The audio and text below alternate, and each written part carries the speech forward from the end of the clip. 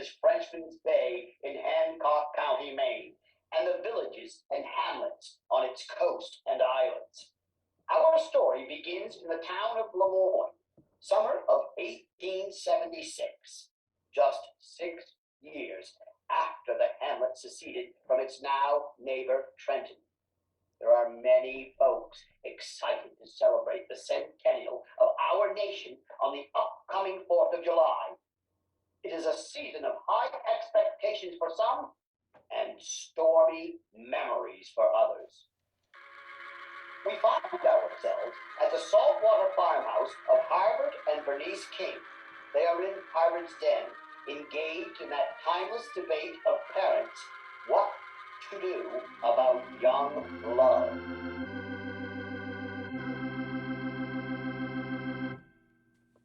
No daughter of mine is gonna marry some stump jumper from Trenton. But they are in love, Harvard, and there is nothing wrong with being a woodsman. A woodsman's nothing but a carpenter with his brains blowed out. My daughter is gonna marry a seafaring man from Lemoyne, like young Todd Stanley there. Now there's a sharp up-and-comer. I would hardly describe being a second-year pot hauler on Cappy Johnson's lobster sloop as a seafaring man, Harvard. And Lily doesn't love Todd Stanley. She loves John Carter.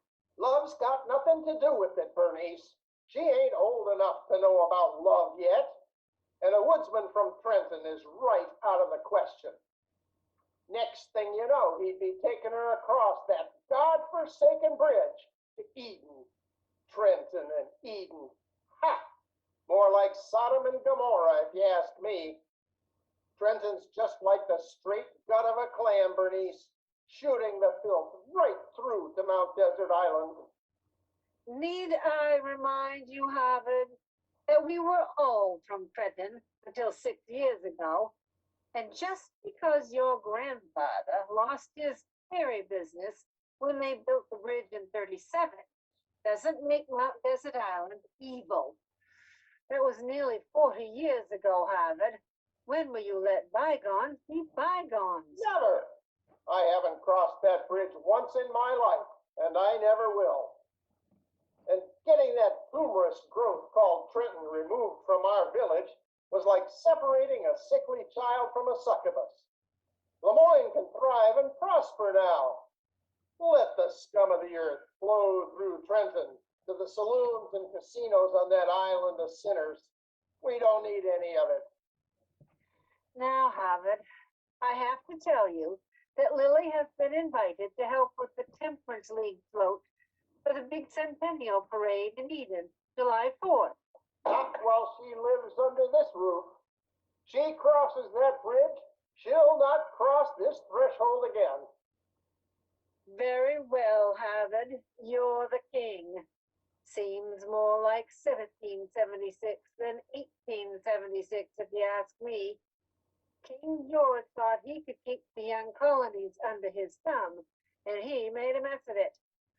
I'll tell her she's not to cross the bridge, and she must court that seafaring man. Well, that's what I want to hear. Trust your king. This'll work out for the best. My liege.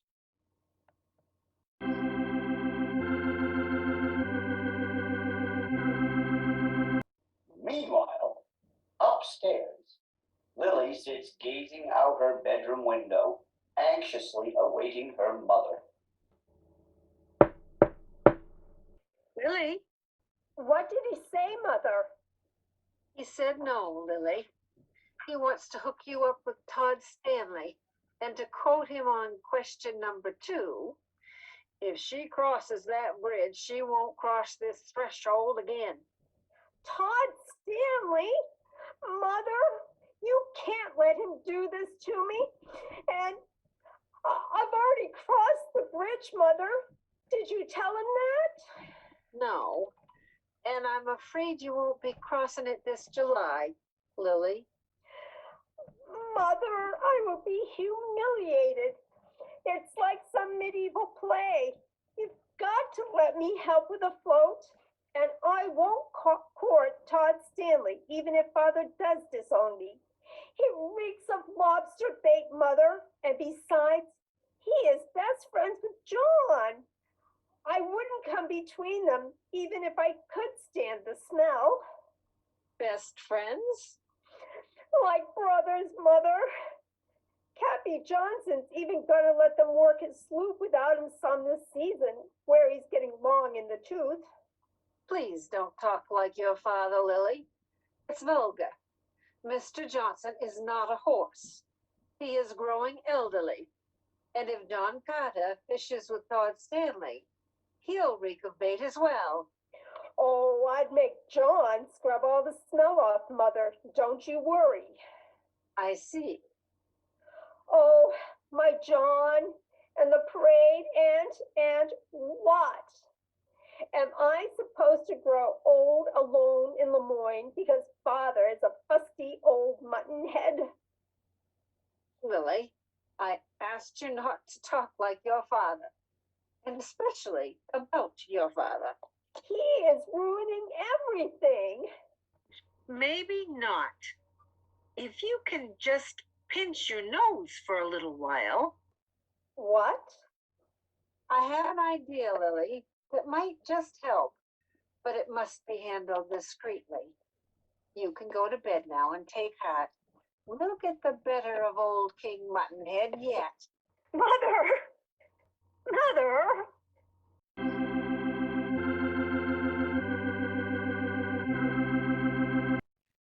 Let us leave them now. Lily to her dreams, and Mother to her schemes. Let us travel a short but yawning distance to the Carter homestead in the now neighboring town of Trenton.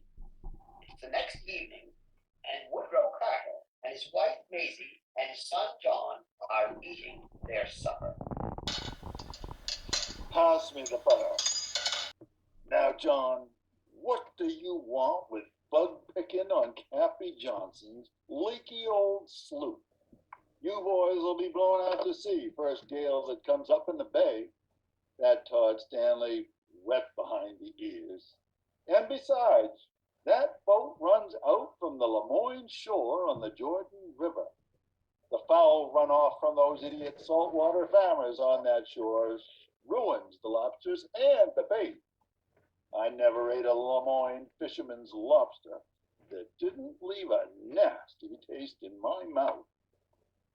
Is that right, John? Is that boy going to get you drowned? No, Ma. Todd Stanley's not wet behind the ears. He's 20 years old.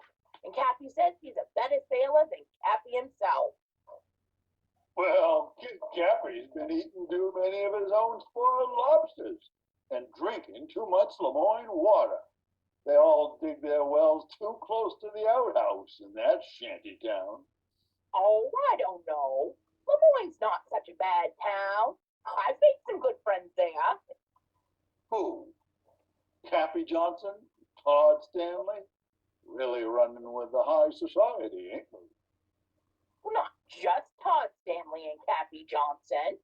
I've made another friend there too. Oh, really? What kind of a friend? What? You courting some trollop from Lemoyne? Woodrow, she is not a trollop. Her name is Lily King, and I'm gonna marry her. You mean Harvard King's daughter? The man who made his money selling shoddy uniforms to the Union soldiers? That's a lie. Both of you, sit down. You go ahead, son. Ask old Harvard King for his daughter's hand in marriage. That arrogant, swindling Lemoyne blowhard will laugh in your face. And after that, go off in that sailing coffin of Cappy Johnson's and drown for all I care. And know that you'll never work for me again, nor get any of my Trenton woodlots when I drop dead. Woodrow. John here. Don't let your father ruin your plans. He hasn't been a happy man since we lost your brother at Gettysburg. He'll never forgive himself for not paying for a replacement for Frank. Not that Frank would have let him. I know, Ma. That's why I haven't left already.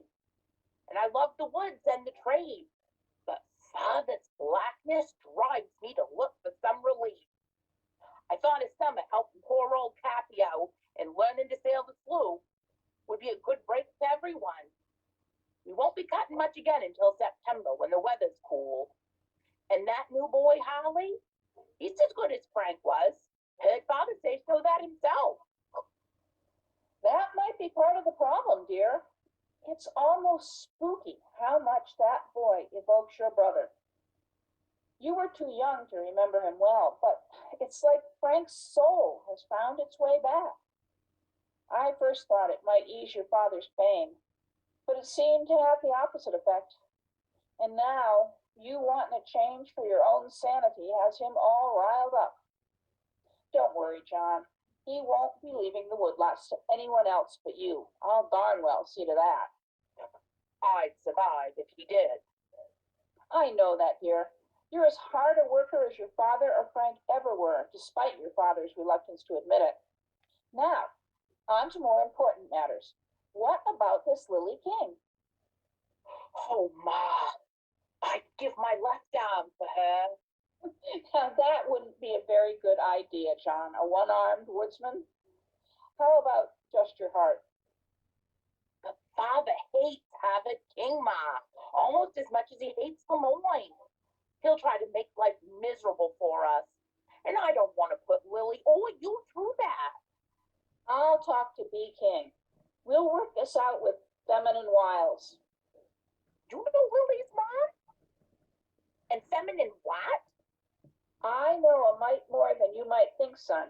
And you'll learn all about Feminine what soon enough.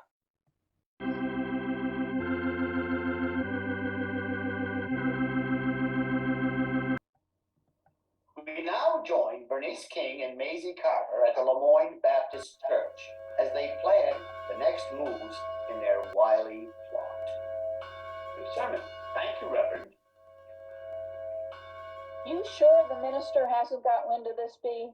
I'd swear he gave me a dirty look when we came through the doors. Not to worry, May. He's just full of bilious humors anyway. He's under the same impression that Harvard is, that it's a temperance league float, but Harvard doesn't know we're involved at all, or he'd be furious with me for crossing the Trenton Bridge. Not to mention how furious he'd be to find out you're working on the National Women's Suffrage Association float. He's not the only one. So far, even the Episcopal minister in Eden doesn't know.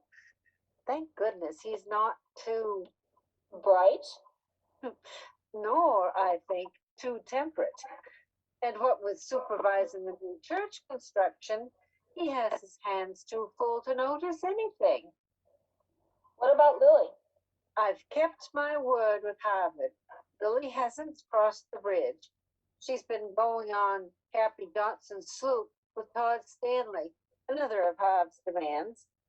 I tell him they are picnicking on one of the islands, and they are.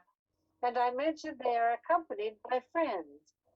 I don't mention one of the friends is always John Carter. Once again, we are in the den of Harvard King. Bernice has entered with glasses of wine. She hands one to Harvard. Put your book down, Harvard. Here's to temperance. Where's Lily? Oh, she's off on a picnic with that Todd Stanley again. And some friends. Where to this time? Oh, out to another of the islands on Captain Johnson's sloop. Becoming a regular thing with them, ain't it? You said she should court him. The king knows all. Oh, that old campaign star from 48 is talking to me this morning. Oh, dear. Last time that happened, black clouds blew in and it rained sideways for 2 days. Which of the islands did our picnickers go to? Oh, one of the bigger ones, I think.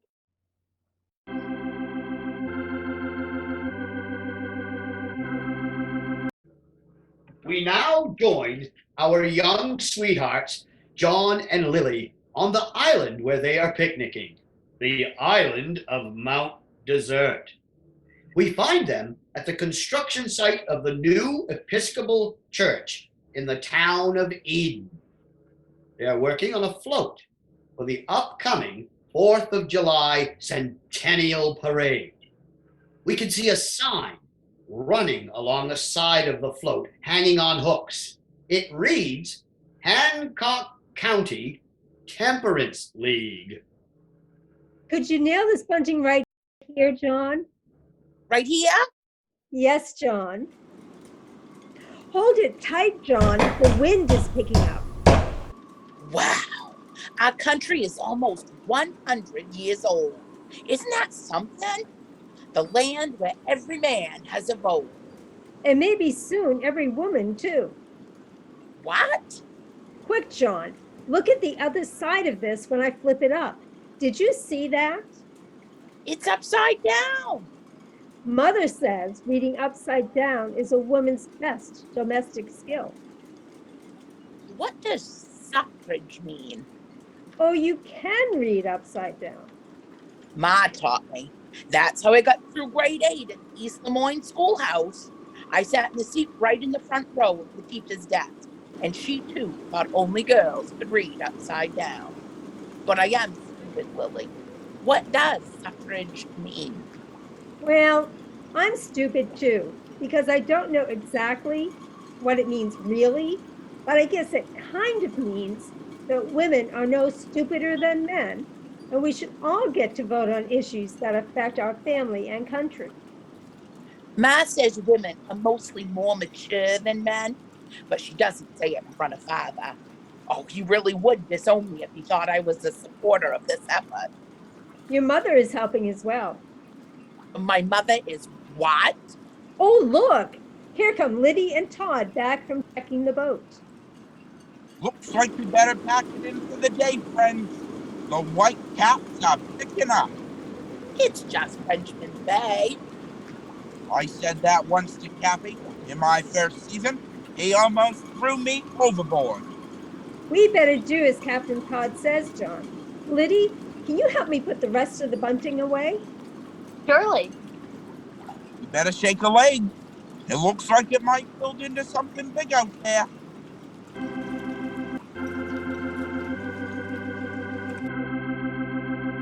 As our picnickers approach the wharf, I think you girls better find a ride home in a carriage. It's gonna be too rough out on the bay. If it's too rough, you shouldn't be going out there either.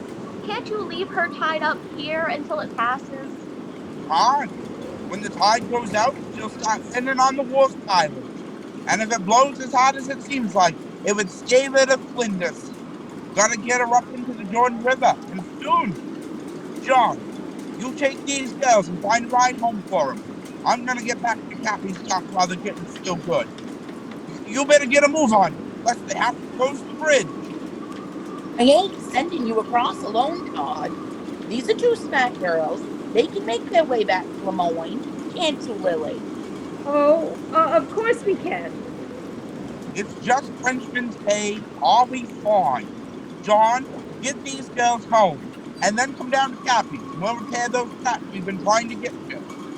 If it's too nasty, don't bother. I don't think it's going to be hauling weather tomorrow either, by the look, so we can get at them then. I'm going with you, Todd. Now you two better hurry before you get stuck in Eden overnight. Oh, dear Lord, I hope they make it to Lemoyne safely. Don't worry, Lily. Todd will get them home. I'm discovering a pretty wise fella beneath that smell. And I think we can scrub that smell off. He didn't need John's help either. Uncle Cappy says Todd handles the nanny bee single-handed better than Uncle Cappy himself. Then John was being foolhardy to go out there just to show he's brave. Not brave, Lily. but loyal to a foolhardy fault. Now we have to get back across the Trenton Bridge before they close it. Now I'll be breaking Mother's promise to Father by actually crossing the bridge, if they don't close it before we get there.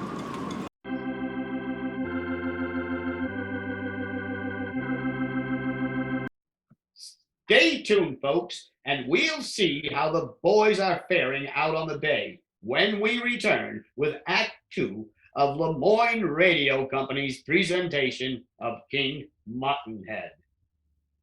This portion of King Muttonhead is brought to you in part by the Lemoyne Volunteer Fire Department. Those brave men and women dropping everything when duty calls and putting themselves in harm's way to save lives and property. If you're young and able, give Skip a call and join the team. If you are old and able, send Skip a check. For more information, go to lvfd@lemoyne.gov or call 667-2326.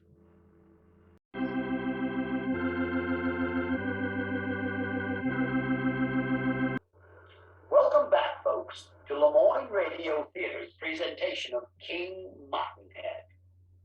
When we last left our story, Todd and John had struck out across Frenchman's Bay in the Nanny Bee to get her up inside the Jordan River and save her from the building storm, leaving Liddy and Lily to find other means to get back to the mainland from Mount Desert Island.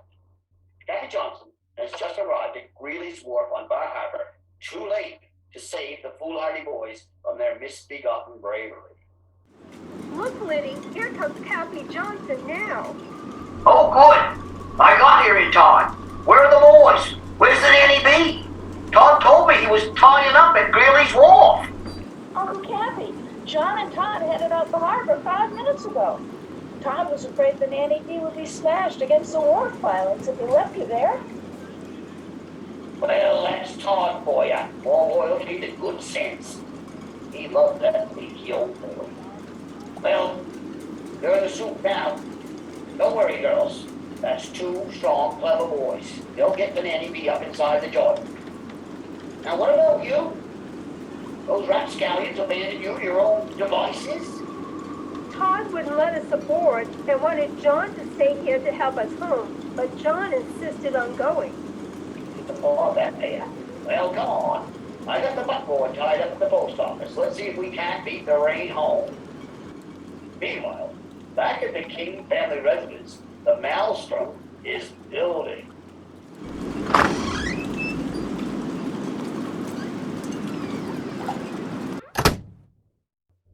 The winds come around to the northwest and like to blow the weather vane off the barn.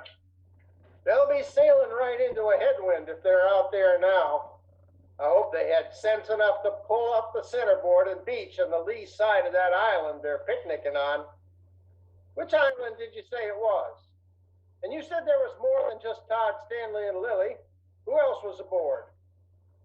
Well, I'm sure they went to one of the bigger islands, and it was a couple of other young folks with them. Now, Bernice, don't play me for a muttonhead. You would no more let Lily go off to anywhere with anyone unless you knew exactly where she was going and with whom. When it dies down a little, I'm going to the church and ring the bell to call out the life-saving service. I dasn't go in this wind. Old Nell's too lame to make the trip, and that new gelding is still so skittish, he'd bolt first branch blows across the road.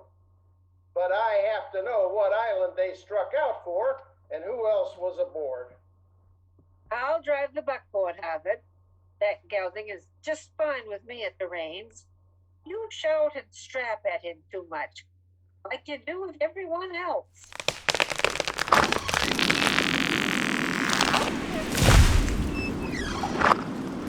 Well, that does it. A spruce has come down across the paddock fence, and the gelding has run off. The rain has begun, so we'll just have to wait it out for now. Now, Bernice, I want you to tell me who, where, and what is going on. They went to Mount Desert Island, to Eden. And Lydia Johnson and John Carter were aboard. I told you. You told me not to let Lily cross the bridge and to have her spend time with Todd Stanley. And I've done precisely that, Harvard. She's not crossed the bridge, and she is with Todd Stanley. And with that John Carter as well. And in that town full of Catholics and Episcopalians, you are living the letter of my instructions while defying my obvious intentions. Your behavior is childish and reckless, Bernice. Childish? You call me childish, Harvard? You can't get over the slights and setbacks you suffered 40-odd years ago. And you've cut yourself off from Trenton and Mount Desert Island and most all the friends we have. You hunker here in Lemoyne like an old misanthropic hermit, and you expect Lily to do the same. I'll not let you turn her into some cloistered, unhappy old woman, Harvard, just to feed your ravenous gall. And I will tell you what else that you don't know, since you haven't gone to church since the break-off from Trenton. The Baptist Church in Lemoyne is collaborating with the evil Episcopalians in Eden, and Lillian and I are helping with the Temperance League float for the big centennial 4th of July parade. And now, Harvard, your sinful, stubborn bitterness and my sinful, stubborn willfulness has put our sweet Lillian in harm's way.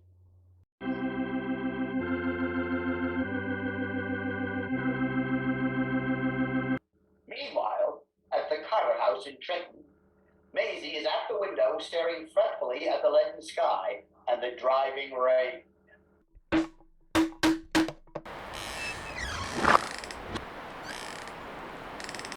Ralph Wilmer, I'm not expecting any deliveries from you today, especially in this weather. No, dear. There's a wagon with injured parties trapped by fallen trees on Thompson's Island. The postmaster sent a runner to the store, and I've come here for Woodrow and his team so we can clear the way. He's up in the woodlot.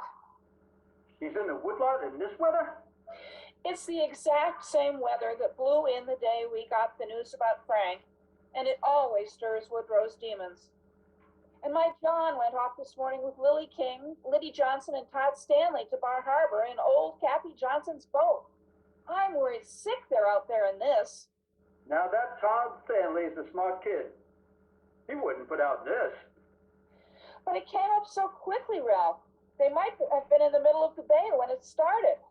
Boy, I'd hate to think so.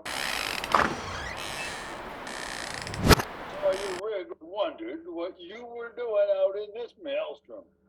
There's injured parties on Thompson's Island, trapped by windblown trees both ends of the island. I've got them in Mrs. T's right now. She sent a message to the post office, and the postmaster sent his runner to the store. I've come from there to seek your aid. I'll get the team ready. You come out, and I'll give you a 2-man bucksaw I've just sharpened to take ahead in your rig to start someone cutting them trees down to yarding size. I'm coming with you, Ralph, to help Mrs. Thompson with whoever's injured. It's not fit out there, Maisie. The store's open buckboard. The covered wagon would have blown right over. I was drenched the day they baptized me, Ralph Romer, and been drenched a few times since. I didn't melt then, and I guess I won't melt now.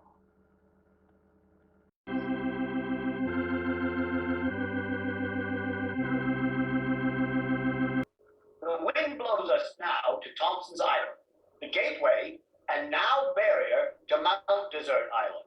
Desperate travelers are pounding on the door of Lena Thompson.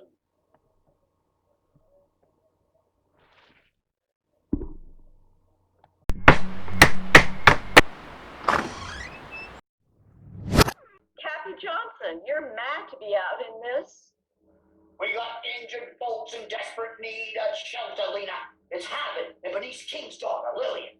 She's in an awful way. She's got a compound leg fracture with bones protruding. I haven't seen the like of it since I fought in the war with Mexico. She's lost a lot of blood. She's pale as a winding sheet and fainted with the pain. I made a tourniquet and a makeshift splint out of leather straps and branches. We don't get her to a surgeon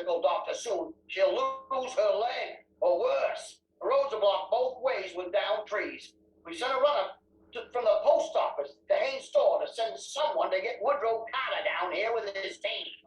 I've got Lily under a tarpaulin in my wagon, and my niece Lydia is with her. Do you have any laudanum for when she comes to? If she's lost that much blood, I'd be afraid to give her laudanum. He might kill her if the laudanum don't. You should have heard the wails from the poor thing. We need to fix up a litter of some sort and get her in here as quick and gently as possible. Bring me 2 oars from the boat shed, Cappy. I'll get a blanket ready to lash to them. It's hard to tell from here, but it looks like for all the world like there's a man clinging to Trap Rock. The wind and the waves are blowing on shore. Seems like he ought to be able to swim for it. It's only a couple 100 yards out. Dear God, it's got to be one of them boys who's out in my boat. If it's Todd Stanley, he don't swim a stroke. He'll drown when the tide comes over Trap Rock. Our dory is down on the shore, Cap. You and Bob go save that boy. Lydia and I can lug that little girl in here. Then I'll send Lydia next door to the post office to alert the runner.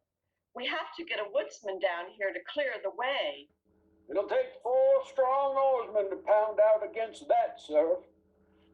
High tide's in less than an hour, Bob.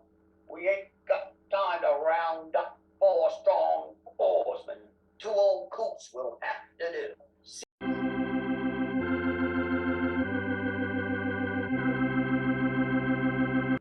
Things are rising to a fevered pitch at the King residence as well. You have to help me. I need a boat. Todd Stanley washed up in Nanny B by a monster wave. And the last I saw him, he was clinging to Trap Rock. There was nothing I could do to help him. Me and the Nanny B were at the will of the storm. When the tide comes, he'll drown for sure. He don't know how to swim. What happened to Lily and Lydia? Lily and Lydia, help. My gosh, you must be Lily's mother. And I'm her father. Where is my daughter? We made them stay in Eden. Thanks the Lord. I'll deal with your misbegotten notions about my daughter later. Where's the Nanny B? Yes, sir. I managed to pull the centerboard in Beecher, just east of Old Point. She's likely repairable, but not seaworthy right now. Well, the only healthy horse we have ran off when a tree came down on the paddock fence, and we'll never beat the tide on foot. I just tied a horse up in your barn that I caught on the shore. I rode him up here bareback. Was he gray? Yes, sir. You caught that gelding and rode him bareback? I found 10 feet of prop warp laying on the beach right in front of me and roped him with it. It was a lifesaver. Let's go. I'll get my coat. Now, Bernice, it's not fit out there for man or beast. Of which I'm neither. But I'll not sit here and wait to see if you 2 come back in one piece. Besides, I can drive that gray without spooking him.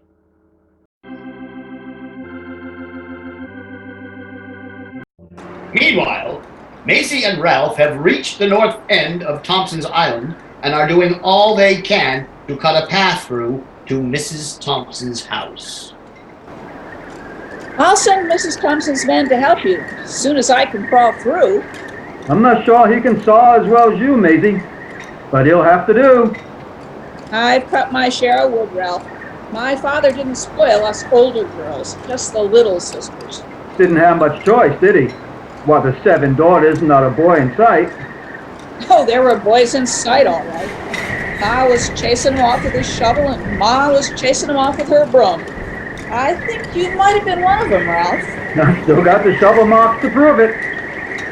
I think I can wiggle through there, Ralph. I'll send back old Bob and see you betwixt here and Mrs. Thompson's in one spot or another, as the situation dictates. Yeah, I still got the shovel marks.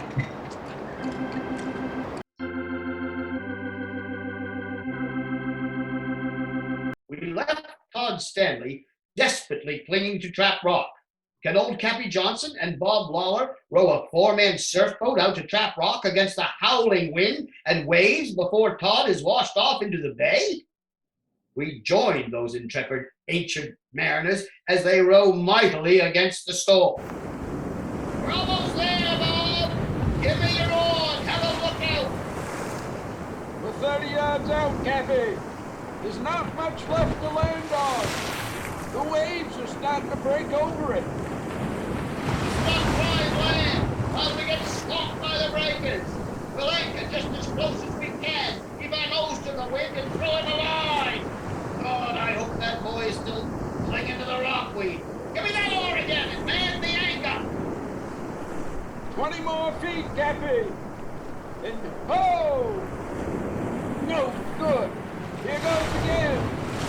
Ho! She's fetched, Cappy. Ship the oar. Leave enough line so we don't pull the anchor, then cut it off. Good job. Now where is that poor boy? Hello, boy! We've come to get you off this rock. Hello, boy! There he is, Cappy. About 10 yards off. Hang on! It comes alive! It's no good. The wind's too strong, Cappy. Keeps blowing the line back. I got an idea! What do we got we can tie into the line for weight? Nothing. Oh, wait, here you go, Cappy. Use my boat. I'll need it back. Hello, boy! Here comes Bob! Move! He's got it, Cappy. Hang on for your life, boy. Oh, no. The anchor's come free. Secure that line and man the oars! I'll pull the anchor before it stands again and cuts us! Keep her back into it, Bob! They'll rope a few yards and then turn to the trough! I'm gonna get around you, Bob, and pull that boot in! I sure hope there's a boy still clinging to it!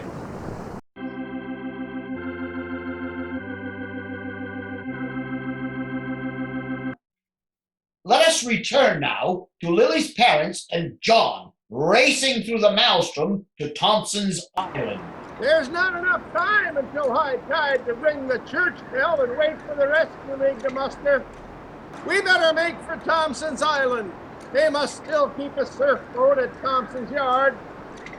You'll have to cross the Trenton Bridge to do that, Harvard. You're so good at horsemanship, Bernice. I ought to stay at Haynes Store and see how you fare at rowing a surf boat. Why can't you cross the bridge, sir? There's nothing I ever needed or wanted from that den of iniquity called Eden.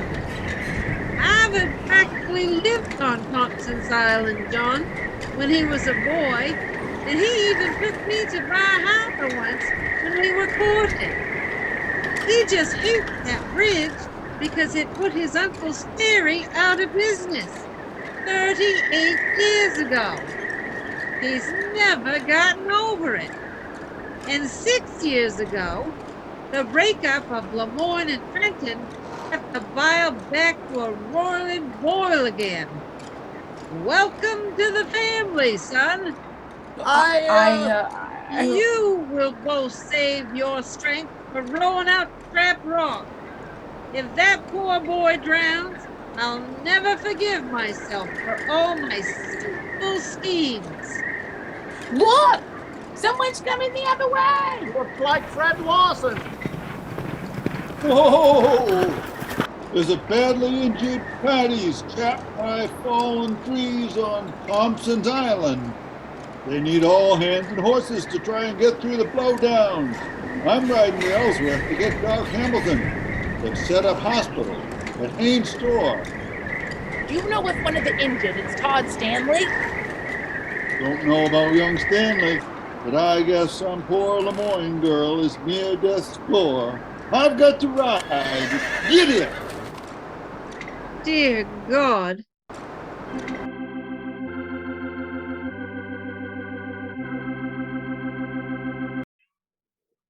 Will Maisie make it through to Mrs. Thompson's? Will Woodrow Carter be able to clear a path through the blowdowns in time to get Lily desperately needed medical attention?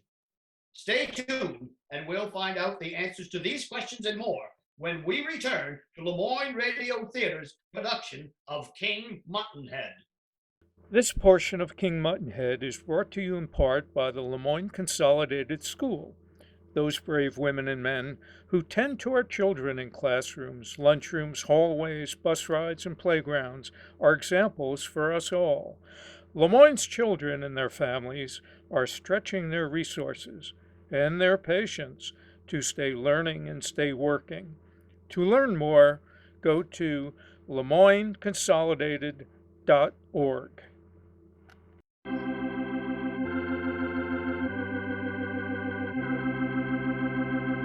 When we left our story, Woodrow Carter was racing to the blowdowns. As he reaches Thompson's Island with his team, Ralph hails him.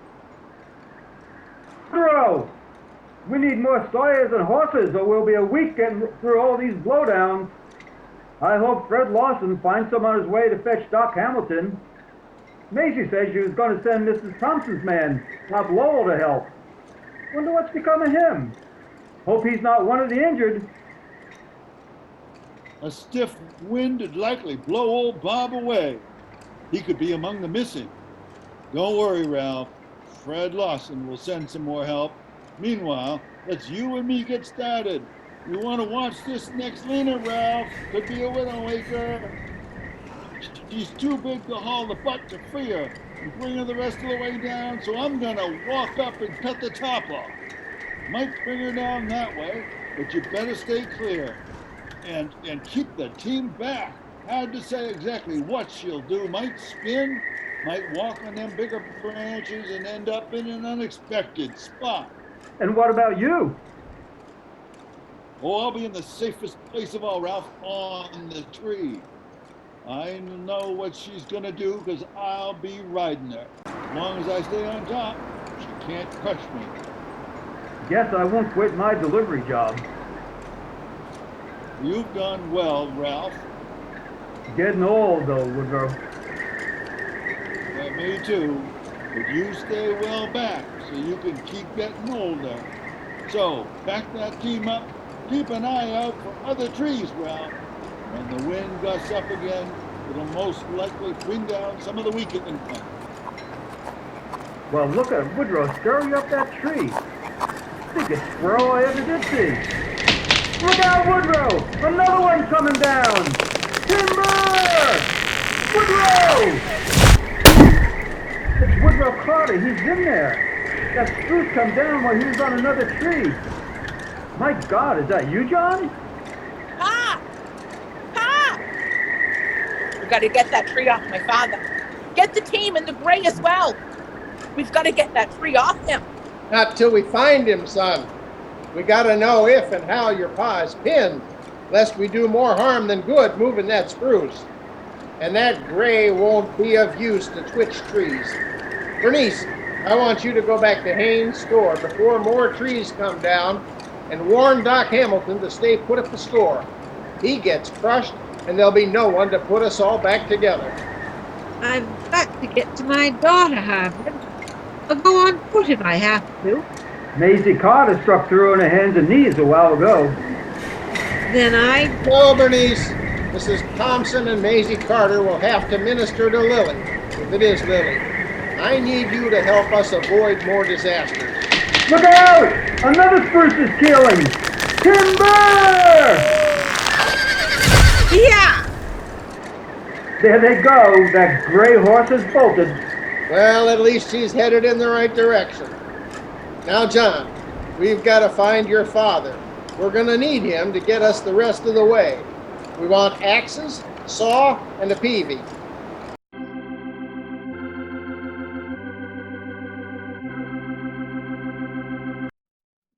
Our story finds us at Haynes' store, now transformed into a makeshift hospital with sheet-covered tables amidst the groceries and dry goods. Doc Hamilton, Bernice King, and Mrs. Haynes are preparing for the arrival of the injured.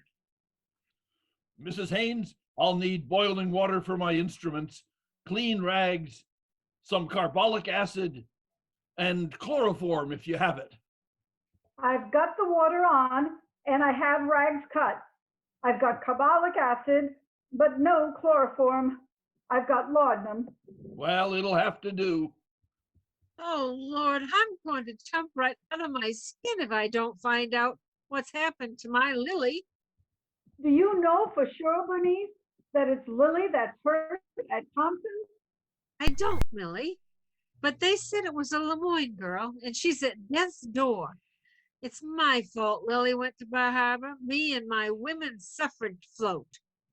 Your what? Women's suffrage float. Now, Bernice, don't blame yourself. Whatever has happened, it's nobody's fault. You must remain strong for whomever we have to minister aid to. It was so hard to turn back from Thompson's Island without her. Lord, I hope they get her here soon, no matter whose poor child it is. Well, you made the right decision. More people injured is not what we need, and this is a much safer place to operate. You've done a first-rate job, Mrs. Haynes. I've got Woodrow Carter in the wagon. He was knocked off a tree by a blowdown and crushed. He was dead, I tell you. But that Harvard King breathed life back to him, right into him. Doggonest thing I ever did see. Claims he'd seen it done by a Frenchman once during the war between the states. King and Woodrow's boys stayed on cutting through to Thompson. Well, don't stand there yapping while he dies again. Help me get him in here. You too, ladies. I'm getting too old for heavy lifting.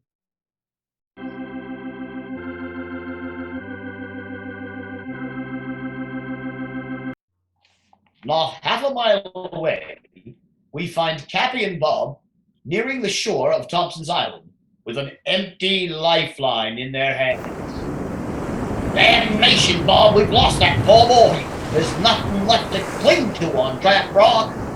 We'll never find him out there in the dark, in the wind, in the rain. The fates have him now. We better go back and help those we still can. Man the oars, Bob, and I'll let us loose. We did all we could, Cappy. I never should have let young Todd know how much that old relic meant to me. He should have had sense enough to leave the Nanny be to her fate in Greeley's War. But he's just loyal to a foolhardy foe. You would have never left her there, Cappy. Been you in his position. He knew that. And he probably worried you'd begrudge the destruction. I probably would have, Bob. You better take something like this to put life in perspective. What about the poor other boy, Don Carter? He's out there somewhere too. It's a god-awful, lonely way to die, Bob. Well, shore's coming up. Take watch so we can ride the crest of a Colmar onto the beach. Let this one go under us, Cappy, and catch the next. What the? There's someone waving from the shore, Cappy. Probably someone sent down to help with the boy. I don't think so, Cappy. He's waving my boat. Here we go. Boat came loose in my hands, and I thought I was gone, but I picked it up and plunged it straight down to keep the air in it, and it gave me just enough flotation to keep my head out of the water. The winds and the waves blew me ashore. But we've got to go back out and find John. He's adrift out in the bay in the Nanny Bay. We got to find him, Cappy. Now, son, we can't go out in the bay in this maelstrom, especially not in this little dory. Hopefully, John's blown ashore. But we can't help him now, except to help his desperate Lily all we can. She's up to Mrs. Thompson's in a bad way, Todd. A tree jumped down when we were trying to get over the Thompson's Island causeway, and a branch crushed the poor thing's leg. Dear Lord, what about Liddy? Still in one piece, son. Still in one piece. One of the bravest young women I've ever seen. She hasn't left Lily's side. Easy, boy. Loose on your pins. We'll give you a hand. The road is blocked by blowdowns in both directions. They've sent a runner from Thompson's Island Post Office to Haynes Store so as to hopefully send someone after Woodrow Carter and his team with Doc Hamilton. God knows how they're making out. I couldn't leave the nanny be at Greeley's Wharf, Cappy. She's your livelihood. But now look at all I've cost us. Now don't blame yourself, son. I should have got to Greeley's Wharf sooner. Could have prevented the whole catastrophe. And the girls told me you tried to make John stay with them, but he refused. Ma said God would punish us for doing Satan's work. Oh, I guess she was right, Cappy. It's all right, son. It's all right. You're just exhausted. No, Cappy. Ma was right. God don't want women to vote. Funny, too, because they mostly seem wiser to me than most men. And way kinder. Mostly, too. Cappy, we gotta stop them from building that suffrage vote before worse things happen. Must have swallowed a lot of salt water. I've seen it before. Makes you a little balmy. You'll come out of it, most likely. Maybe that's it. Let's get him up to the house and see if Mrs. Thompson has something for a purgative.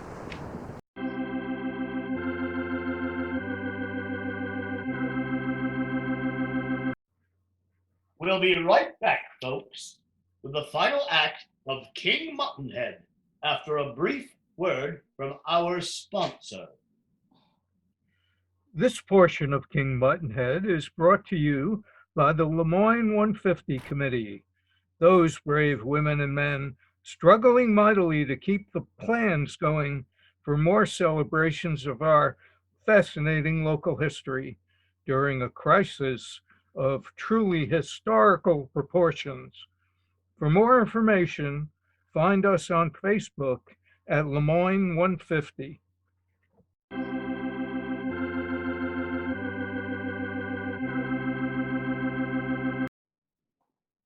As Cappy and Bob help an exhausted Todd in the Thompsons' house, Mrs. Thompson, Maisie, and Lydia are struggling to keep Lily alive. If we don't get her to a doctor soon, or get a doctor here, I'm afraid we're going to lose her. I should go on foot to see what's become of it all. I might be of help clearing the way. I barely made it here without being crushed by a tree myself, Lydia. It's not safe out there. And besides, when Cappy and Bob return with young Todd, we'll need your help with him, and we'll send them off to help. If it's not safe enough for me, how is it safe enough for them? It's not safe enough for anyone, Lydia. But God and your mother will forgive me for letting the men go out there. Thank goodness you're here, Harvard King. We've got to get your daughter to a doctor, or get a doctor to her with all God's speed. Where is she? It's in the back bedroom, John, but we finally got her quiet. I know it pains you, dear, but we must keep her quiet until we're ready to move her. Oh, thank God you're safe. She's got a compound fracture of the lower leg, Harvard. She's lost some blood. Cappy put a tourniquet on it. We've given her as much laudanum as we dared, but time is of the essence. Todd Stanley's on Trap Rock. We've got to get him off of there before he's washed away. We gotta stop the suffrage vote, Cappy. Ma said it was Satan's doing. God don't want women to vote. My Lord God, you're in one piece, boy. And so's the nanny bee, mostly. So sorry I abandoned you, Todd. I tried to bring the nanny bee around, but the gale wouldn't allow it. It was all God's wrath for fooling with the natural order of things. We gotta stop with the suffrage business. Ma warned me I'd be guiled by Satan in hoop skirts, but I didn't listen. He's been going on like this since we found him on the shore. Swallowed too much salt water. Makes a man balmy. We got to get a purgative into him. I've seen it too. Makes a man balmy and sometimes acts like truth serum as well. We gotta board up a roof of some kind on the wagon before we move Lillian. There's boards and nails in the boat shop. You fit to help them, Bob? Let's go. Oh, coming! No, Todd. You need to stay here now. You nearly drowned. You're shivering like to make your teeth chatter. We've got to warm you up and get that salt out of your system. Oh, She's right, Todd. I'll stay too, just in case. Sometimes salt poisoning can get a fella a bit riled up. oh, how we've sinned, and the wrath of Jehovah is upon us. Oh, Todd, thank God you're safe. Did I hear John's voice as well? Yes, dear. He's helping make a shelter on the wagon for Lily. Oh, I mustn't leave her alone. You stay here with Todd, Liddy. I'll sit with Lily till the wagon's ready. I'll sit with her too, Mrs. T. I want to see if I can ease the tourniquet long enough to warm her leg a bit. You get that boy to retch, and then put warm, weak tea to him all you can. Oh, Ma was right. This suffrage business will make us all suffer.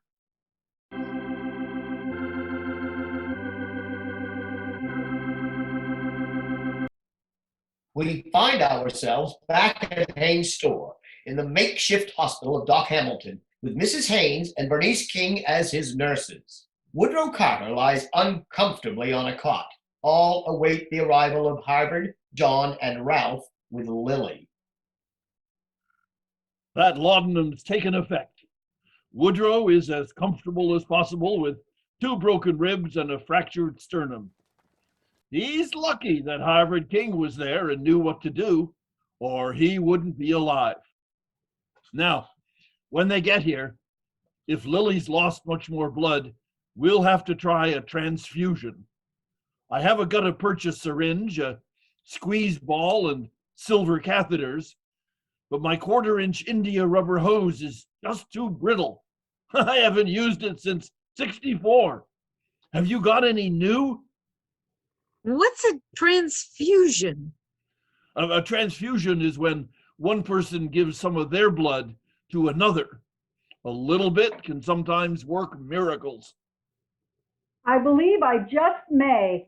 Old Zeke Havey buys it for maple season, so he claims. But I guess by the smell of him, he uses it for his stills. I'll give my blood to Lily. I understand, but I'd rather take it from a younger person, preferably a male of the species. They have more strength to share.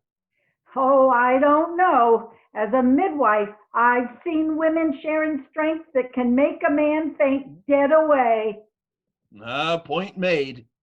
Bring a basin of carbolic acid to cleanse these catheters. Then tell me about this suffrage float. Oh, it was a scheme that Maisie Carter and I cooked up. We plan to switch the placards on the temperance float we're working on for the Centennial Fair in Eden as a protest for the women's vote. And now my daughter may be dying, and poor Todd Stanley is clinging to the seaweed on Trap Rock, or already been washed out to sea by now. I never should have let them get involved in such doings. Your daughter is so proud of you, Bernice, for being a woman of courage and vision. She confided so to me herself. Come what may, we must continue to fight for the voice of women. Using the cruelties of nature to keep us superstitious is a tool of charlatans. I know our God wouldn't send a storm to punish us so cruelly. I know that. But then I don't know that. Our Bible seems so full of contradictions. And it seems, at least to me, that men follow the Old Testament more and women follow the New. If we had more folks who voted like Jesus, things might be more civil. Harvard, where is our little girl? She's coming in now.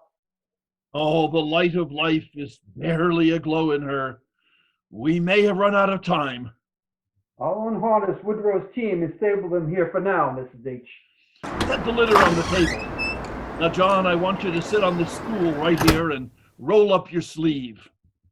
John complies without question, and Doc Hamilton removes the catheters from the basin and wipes them with a clean rag, assembling them quickly with 2 pieces of hose and the squeeze ball in the middle. He rubs some carbolic acid on John's arm and slips 1 catheter into an obvious vein, then searches the pale, slender arm of the quickly fading girl and carefully pierces her skin with the other catheter needle, and begins to gently squeeze the bulb. The blood from John's veins begins pulsing through the tube into Lillian's pallid arm. Now you take this, Mrs. H, and squeeze it very, very gently. I need to examine her leg. Now, Woodrow Carter, don't bestir yourself. You've had a mighty shock to your system. Harvard King, they tell me you brought me back to life. I'm in your debt. Oh, that's Mats. Is that my boy? What in tarnation are they doing? Your son is bringing my Lily back to life. Debt paid. You know John is the best young woodsman I've ever hired. Hired? If you'll rent me your team and hire out your second man as well, I've got 40 acres I've been planning to clear for growing apples. I'll make it worth your while. I haven't crossed the town line into Lemoyne since they first drew it 6 years ago. And I hadn't crossed the Trenton Bridge since '38 when they first built it, until today when you were trying to rescue Lily. My oldest boy died at Little Round Top wearing one of your shoddy uniforms. Father! No, son, your father's right. It was the biggest shame of my life that those boys were outfitted so poorly. I should have known that the investment was too good to be true, but I was blinded by the profits. And since finding out the facts, you have given every penny and much more back to the Veterans Home in Portland. That doesn't excuse me, Bernice, and that was not for public knowledge. The Carters aren't public anymore, Harvard. They're part of our family. Good Lord, what became of poor Todd Stanley? Oh, he floated in on old Bob's boat. He was still a bit balmy from taking in salt water, but Liddy, Mother, and Kathy are there with him, and he'll come around all right. Thank the Lord. And Bob's boot. That boy was going on with the strangest ravings I ever heard. Bernice almost sounded like he knew something we didn't. Wouldn't you agree, son? Most cockamamie notions about women voting, suffrage, 4th of July floats, and the sin of it all in his mother's eyes. I know too much salt can cause all kinds of odd behavior, even hallucinations. But spouting 50-cent words like suffrage right out of the blue like that is beyond anything I ever witnessed. There are more things in heaven and earth than our feeble senses can discover. And you know, if there ever were such a float, I'd be proud to ride on it. Oh, is that you, John? Mother? Where am I? Oh, my leg hurts something frightfully. Oh, thank God you're back with us, child. It's likely safe now to give her ether. The apparatus and the ether are in my satchel, and we must bathe my scalpels in carbolic. And my bone saw. I think we can save the girl, but not her leg. Oh, my dear Lord. Just save her, Dr. Hamilton. Please save my dear daughter's life.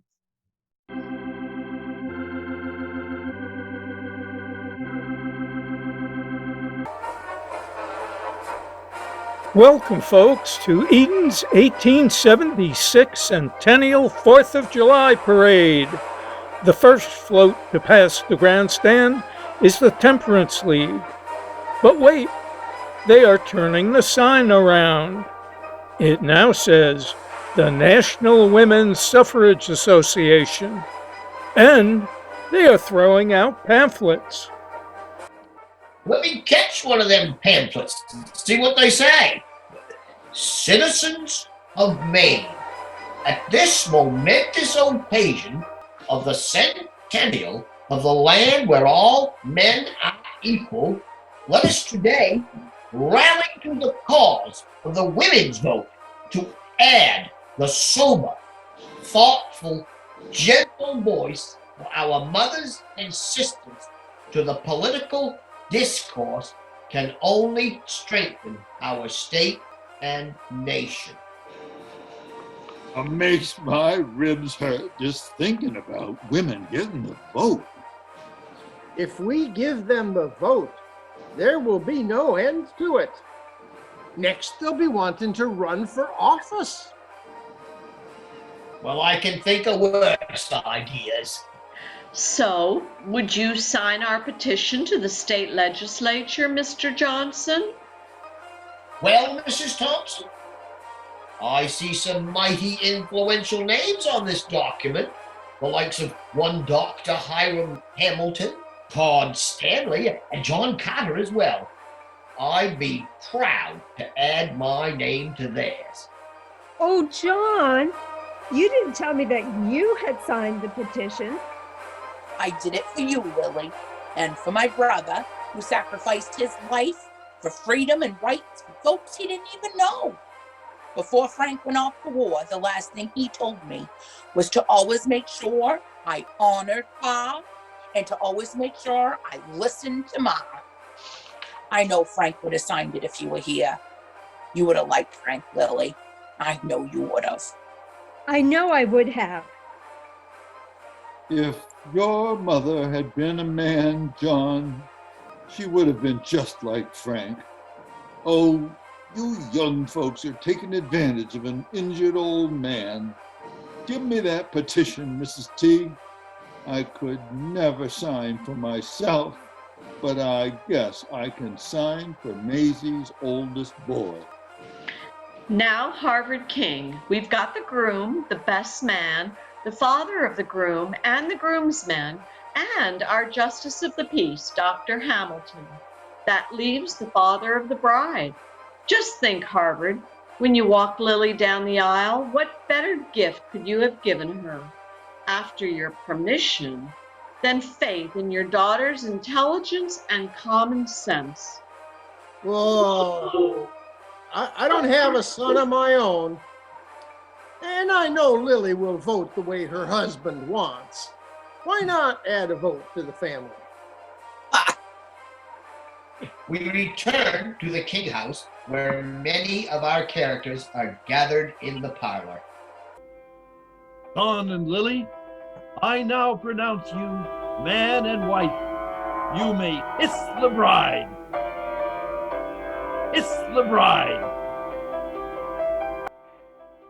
In tonight's Lemoyne Radio Theater production of King Buttonhead, Harvard King was played by Fred Stocking, Bernice King by Robin Vasey, Lily King by Carol Duffy, Woodrow Carter and Fred Lawson by Gordon Donaldson, Maisie Carter by Ann Stocking, John Carter by P.J. Keenan, Lydia Johnson by Honeybee Heyman, Cappy Johnson by Brent Hutchins, Todd Stanley by Ben Carter, Ralph Romer by Don Bayman, Mrs. Thompson by Carol Mason, Bob Lawler by Tom St. Clair, Doc Hamilton by Tom Lang, and Mrs. Haynes by Barbara Bland.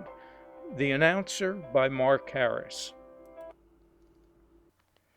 King Buttonhead was brought to you in part by Lemoyne Community Arts and the Trenton Flats Irregulars, sister theater companies in sister towns, keeping the flame flickering for the oldest form of communication and entertainment known to humankind, live community theater.